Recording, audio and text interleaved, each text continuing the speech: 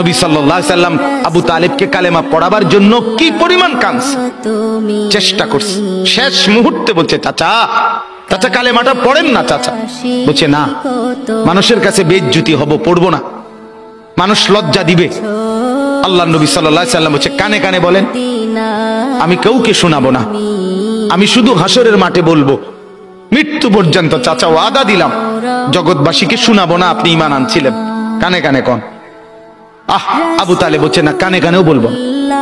এবার নবী বলে, চোখের পানি ফেলতে ফেলতে, চাচা এমনও কইতেন না তো, ঠিক আছে চাচা, আমি কালেমাটা পড়ি, আপনি শুধু ঠোঁটটা নাড়েন, আপনি শুধু ঠোঁটটা নাড়বেন, আমি হাসরের দিন বলবো, মাওলা আমার চাচা কালেমা পড়ছিল এজন্য ঠোঁট নাড়ছে, এর সুযোগ দেন। চাচা বলছে, না না না, আমি ঠোঁটও নাড়বো না। আল্লাহর নবী তখন অঝরে কাঁদতেছিলেন আর চোখের পানি ফেলে বললেন, চাচা আপনি জাহান্নামের আগুনে জ্বলবেন, আমি সইব কেমন? আবু তালেব নাফরমান তখন কি বলছে জানেন? আন্নারু খায়রুম মিনাল আর। মুহাম্মদ, মানুষের কাছে লজ্জা পাওয়ার চাইতে আগুনে জ্বলা অনেক ভালো।